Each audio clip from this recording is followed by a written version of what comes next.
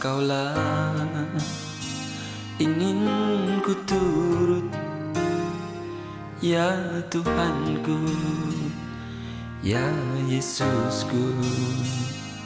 Karena semua dosa-dosaku Kau tebus dengan darah-Mu.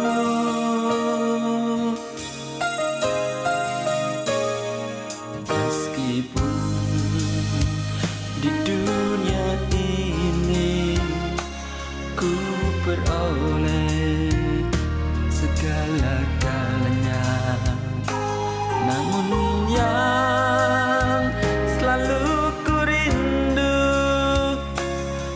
Shalom Tuhan. Sekali lagi shalom. Haleluya, puji Tuhan. Kita bersyukur hari ini kita masih datang di tempat ini, di rumah Tuhan, untuk kita bersyukur kepada Tuhan, karena Tuhan selalu baik dalam kehidupan kita.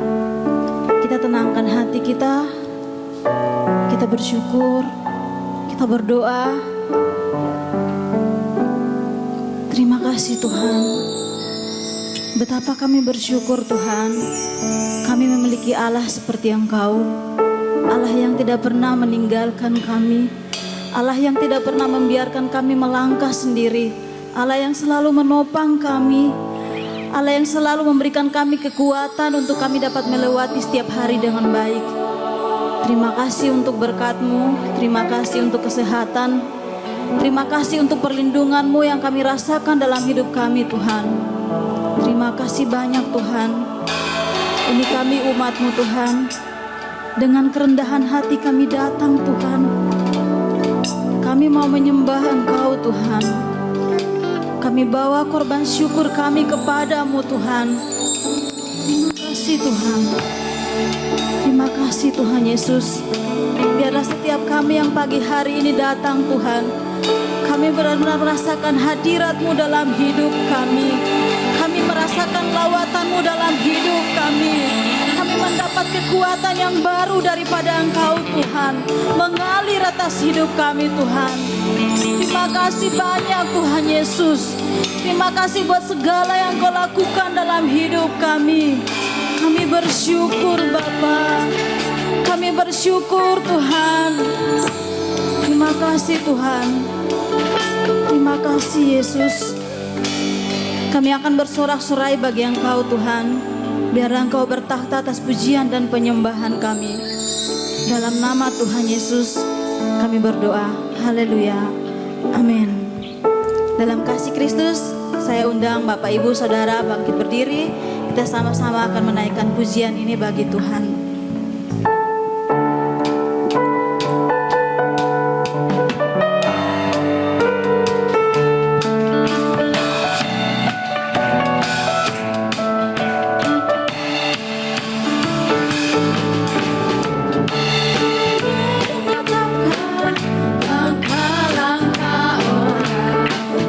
Hidupnya berkenan kepadanya.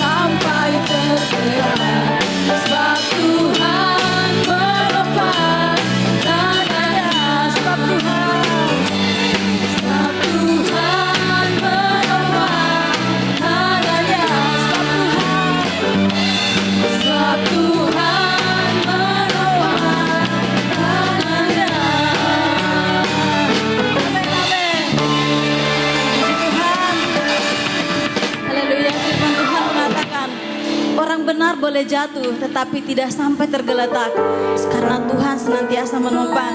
Haleluya, puji Tuhan. Silakan duduk Bapak Ibu.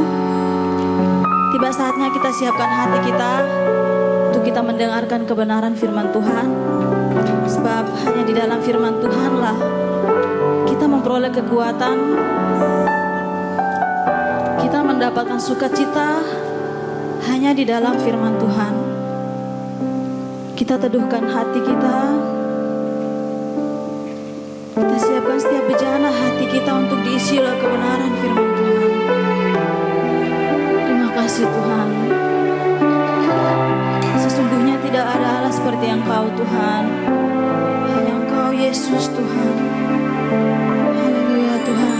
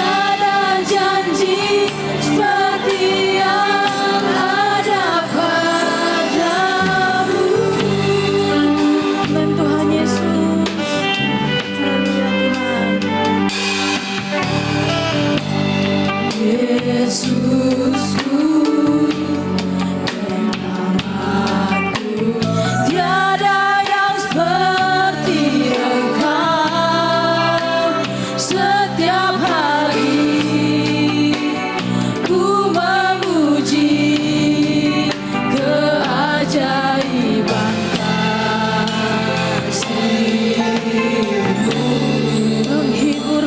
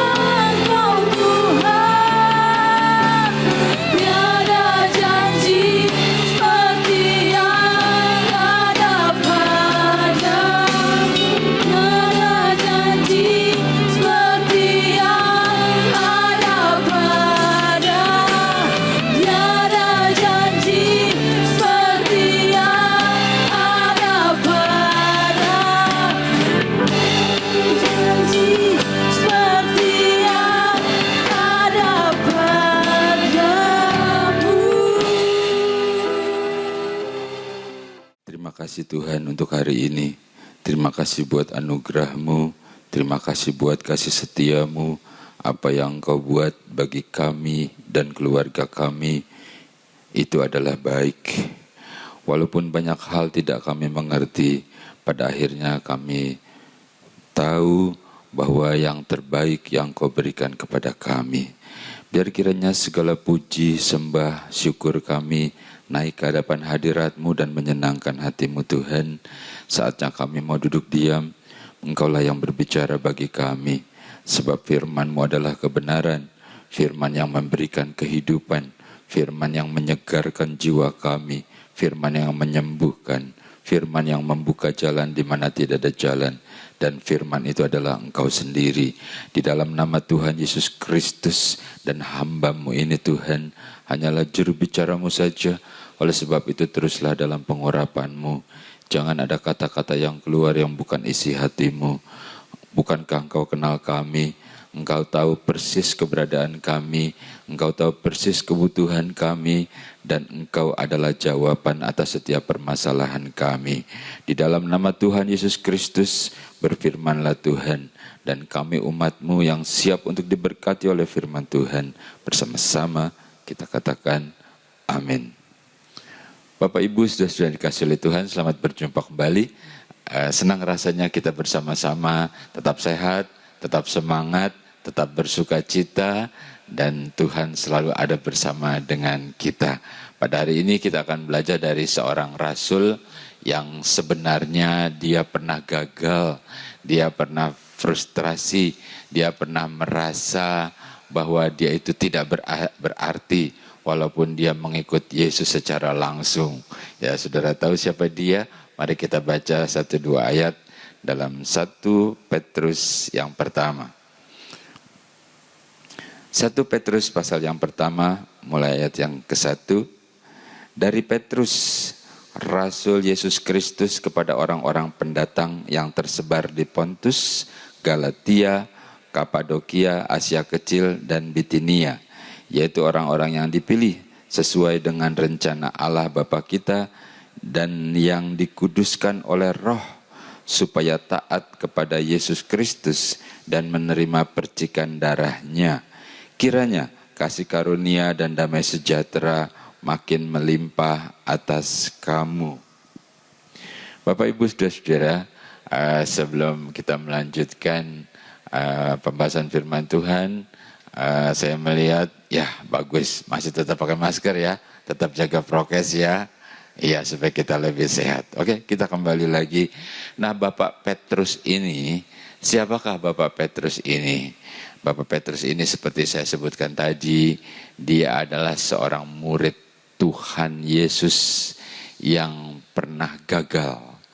Artinya, dia yang awalnya bilang, aku bahkan bersedia mati.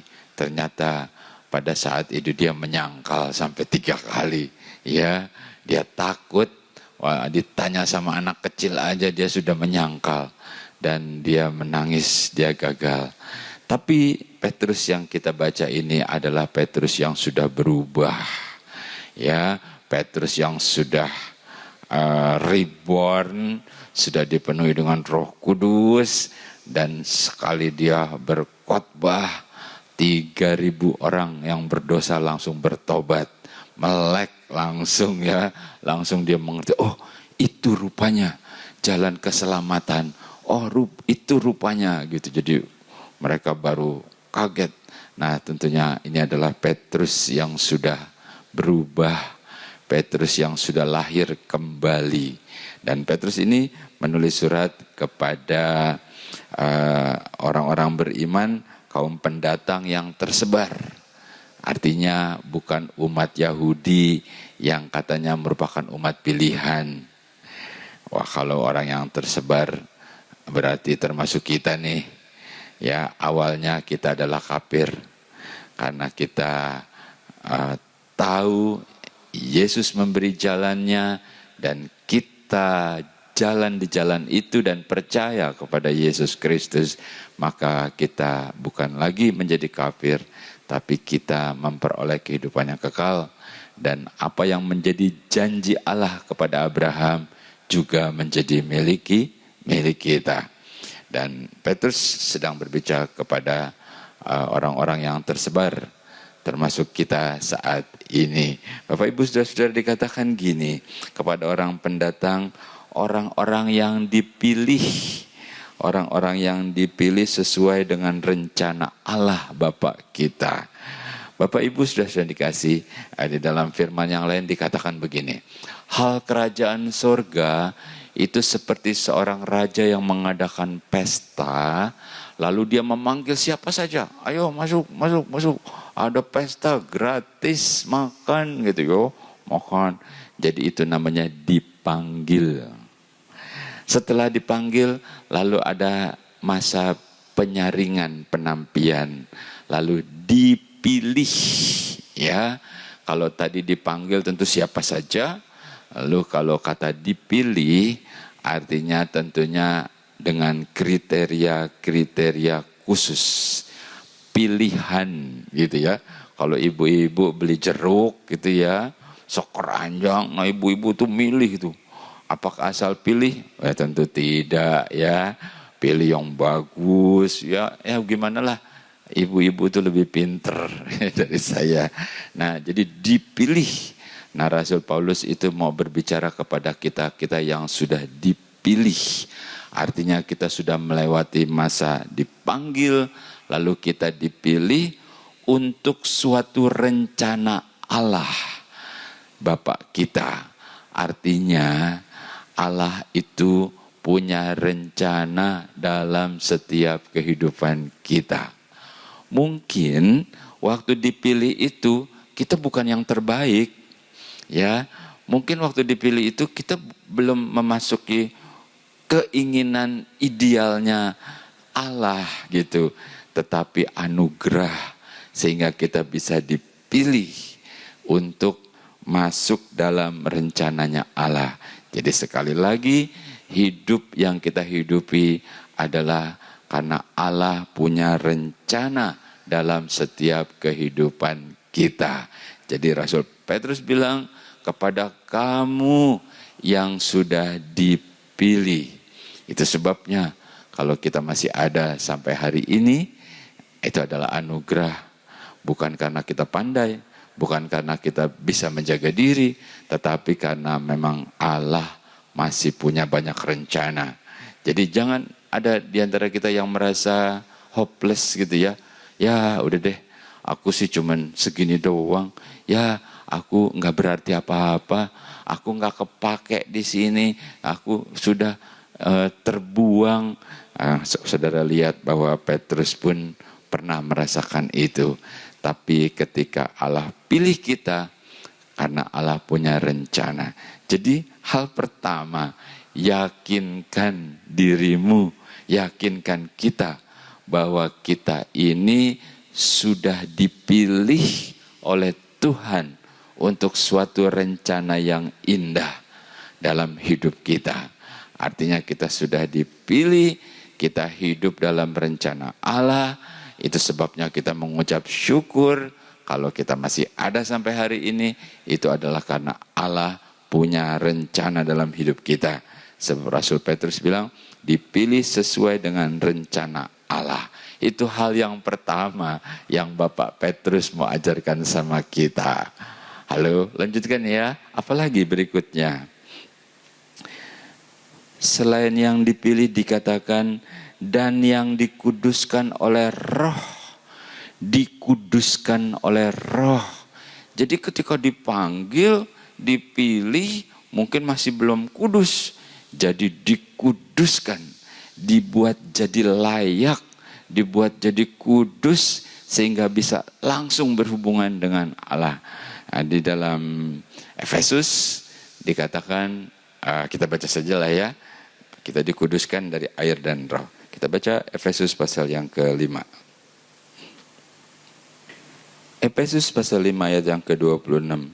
Untuk menguduskannya sesudah ia menyucikannya dengan memandikannya dengan air dan firman.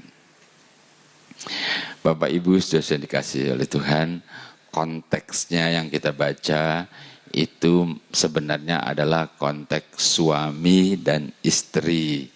Allah itu bagaikan suami dan umatnya bagaikan istri, gerejanya bagaikan istri yang dikasihinya, yang juga saling mengasihi. Dan dikatakan dikuduskannya dengan memandikannya dengan air dan firman, supaya layak si gereja, si istri ini kepada suaminya yang kudus. Jadi konteksnya adalah bahwa Allah mengasihi gereja, mengasihi kita umatnya, itu seperti suami mengasihi istrinya. Artinya suami itu mengasihi, dengan kata lain melindungi, menjagai, apalagi menafkahi, ya kan? Dan semuanya itu diberikan khusus kepada istrinya. Bahkan dikuduskan, didandani, begitu kan ya? Didandani istrinya supaya indah, supaya istrinya indah di mata suaminya. Nah, itu sebabnya di dalam Efesus dikatakan dikuduskan. Dikuduskan artinya dibuat jadi kudus dengan air dan firman, dengan Roh Kudus Parakletos, dan dikuduskan dengan melalui firman, disucikan. Nah, kembali lagi kepada Rasul Petrus. Ya, jadi Rasul Petrus katakan hal pertama, yakinlah engkau bahwa Allah itu bukan cuma sudah memanggil, Dia itu sudah pilih engkau, suatu umat, suatu pribadi pilihannya Allah. Itu yang pertama. Yang kedua apa tadi? Ya, dikuduskan, bahwa hidup kita dikuduskan. Kita bukan biasa-biasa lagi, kita dikuduskan. Memang kita masih hidup di dalam dunia, memang kita masih berbisnis, kita masih berdagang, berniaga, dan kita menghadapi banyak orang. Tetapi secara batin, bahwa dalam roh kita itu berbeda karena sudah dikuduskan untuk suatu tujuan rencana Allah dalam hidup kita. Apa itu tujuannya? Tentunya untuk suatu kebaikan. Sebab Allah bilang, aku tahu tentang rencanaku terhadap engkau. Bukan rencana kecelakaan, tetapi rencana yang mendatangkan damai sejahtera, kebaikan, dan berkat tentunya. Bapak, Ibu, Saudara-saudara, yang kedua adalah yakinlah bahwa kita sudah dikuduskan, kita sudah disucikan, supaya kita menjadi layak di dalam Tuhan, dalam suatu rencana indahnya. Bagaimana? Halo? Iya, oleh sebab itu tinggalkan hidup yang lama, tinggalkan kesalahan-kesalahan yang lama. Hiduplah dalam jalan yang baru, di tahun yang baru, dengan semangat yang baru, bersama dengan Tuhan. Allah yang Maha Kuasa, Allah yang Maha Dahsyat itu, Dia nggak terpengaruh oleh yang namanya pandemi. Dia nggak terpengaruh dengan apa yang namanya krisis-krisis bermacam-macam. Sebab Dia bisa buka jalan. Dia bisa lakukan sesuatu yang di luar kepikiran kita. Itulah bedanya hidup dengan iman. Bahwa iman yang kita percayai seringkali bertentangan dengan pikiran kita. Dan Allah ingin kita jalan bersama Dia dengan iman dalam tuntunannya. Kita lanjutkan lagi. Oke, yang terakhir apa dikatakan? Dikatakan di sini bukan cuma dipilih, dikuduskan, tapi yang taat. Yang taat. Yang ketiga adalah yang taat. Apa sih artinya taat? Halo? Oh, taat mah ya hari ini, besok ya enggak lah. Apakah itu taat? Ya pasti bukan. Taat hari ini tekun, besok ogah-ogahan. Apakah itu taat? Ya bukan juga. Taat itu artinya terus menerus berkelanjutan dan tidak pernah goyah dalam satu tujuan yang pasti. Itu dibutuhkan suatu ketaatan. Nah, itulah yang diinginkan oleh Petrus. Dan kamu umat Tuhan katanya yang sudah dipilih, dan kamu yang sudah dikuduskan, dan kamu juga yang taat. Halo? Apakah saudara taat? Apakah aku taat? Apakah kita taat? Harus taat. Kenapa? Sebab ada ntar dikatakan apa yang Allah akan berikan. Jadi hal yang ketiga, ketaatan itu harus tetap kita pegang. Kita harus tetap taat. Apapun keadaan kita, apakah sekarang lagi keadaannya lagi enak, atau lagi nggak enak, atau keadaannya lagi senang, atau lagi stres, lagi kesel di dalam dunia, banyak masalah. Bapak Ibu Saudara, selama masih hidup, nggak ada yang namanya nggak ada masalah. Ya, masalah itu pasti datang silih berganti. Jangan berdoa bilang, Tuhan dalam nama Yesus aku tengking masalah. Atau Tuhan tolong jauhkan masalah, aku nggak kuat. Nggak begitu kali. Jadi berdoalah, Tuhan berikan aku kekuatan supaya aku bisa menghadapi masalah itu. Kita tidak lari dari masalah, tapi kita hadapi dengan kekuatan Tuhan. Sebab Tuhan akan memberikan kemenangan kepada engkau. Halo? Yes. Semangat ya. Nah jadi ya dalam keadaan apapun, apakah waktu senang, waktu susah, waktu sehat, waktu sakit, atau keadaan apapun keadaan kita, kita tetap taat.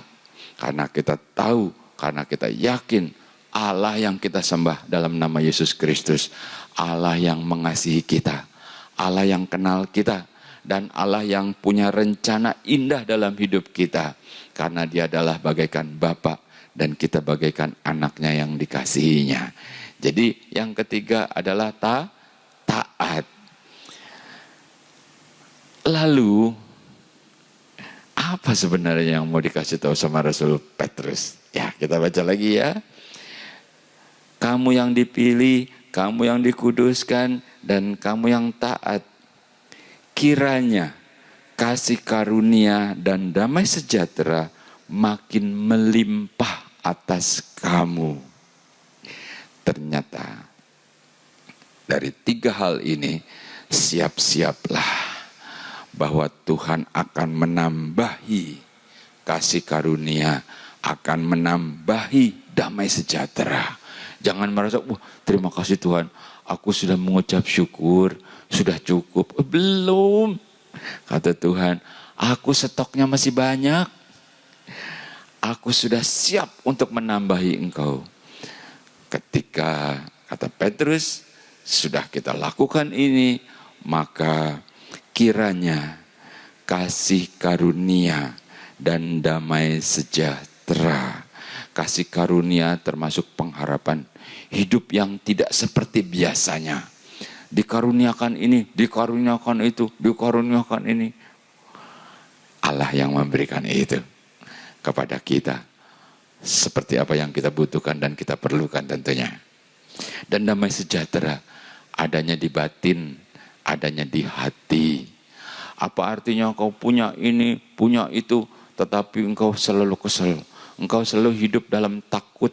Engkau selalu hidup dalam was-was. Engkau enggak pernah tenang. Tidur itu enggak bisa merem.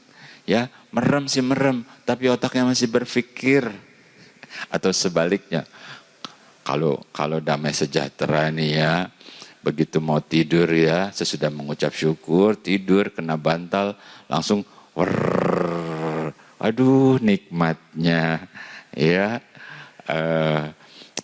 Pernah waktu keadaan krisis orang konglomerat sama supirnya, ketika dia turun, supirnya parkir, dia masuk ke kantornya, dia lihat semua kosong, semua keadaan sulit ya. Dia pun hampir putus asa. Ketika dia kembali ke mobilnya, dia dapati supirnya tidur dengan begitu nyenyak. Dia enggak bangunkan lalu marah gitu, enggak. Dia perhatikan, dia lihat, dikatakan dalam hati, betapa aku merasa iri. Ya, dia tidak dilengkapi dengan harta yang banyak, tapi sukacita damai sejahtera ada dalam hatinya. Dia bisa tidur dengan begitu nyenyak. Dan mulai saat itu dia belajar dari seorang sopir. Halo, ada di sini yang begitu? Tentu tidak ya. Jadi kata Petrus, kasih karunia dan damai sejahtera akan makin melimpah. Jadi sekarang juga udah kasih karunia, sekarang juga udah damai sejahtera, tapi nanti akan bertambah. Kata Yesus, sampai sukacitamu menjadi penuh. Mungkin belum penuh kali ya. Sampai sukacitamu menjadi penuh, yang isinya itu cuma ucapan syukur, yang isinya engkau cuma senyum dalam keadaan apapun. Itulah yang Allah akan berikan kepada kita, yang kita pelajari melalui Rasul Petrus. Halo, Bapak Ibu Saudara, direnungkan kembali ya, dibaca kembali. Yakinlah bahwa kita, engkau dan saya, kita semua hidup dalam anugerah, dalam rencana Allah, dalam kasih karunia dan damai sejahtera Allah. Terus makin melimpah atas kita, dan nikmati hidupmu bahwa Tuhan bersama dengan engkau. Tetap semangat ya, tetap kuat dalam nama Tuhan Yesus Kristus. Tuhan memberkati kita. Mari kita berdoa. Mengucap syukur kepadamu Tuhan Allah yang kami sembah di dalam nama Yesus Kristus.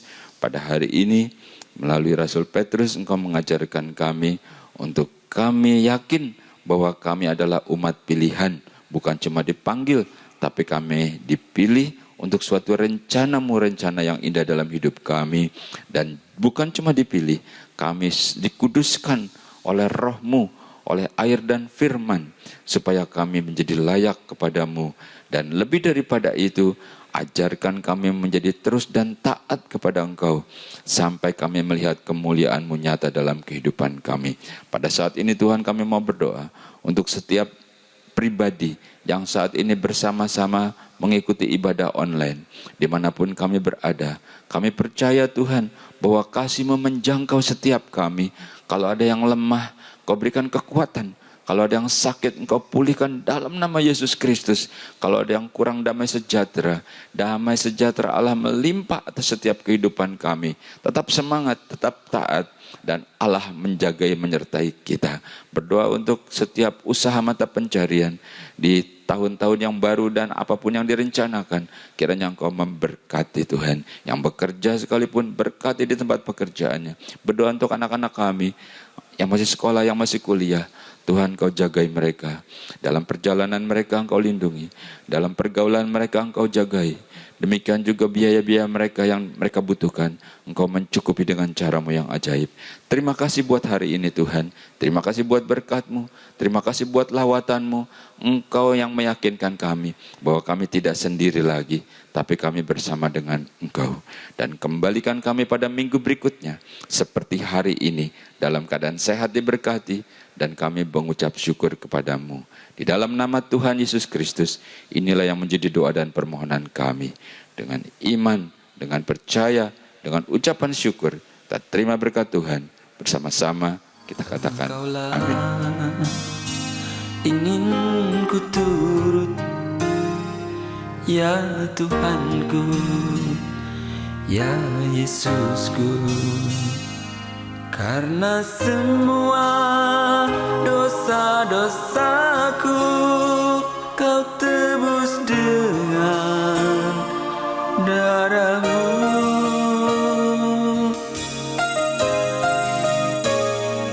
Meskipun di dunia ini ku peroleh segala-galanya, namun yang selalu ku rindu hanyalah kasih-Mu Tuhanku.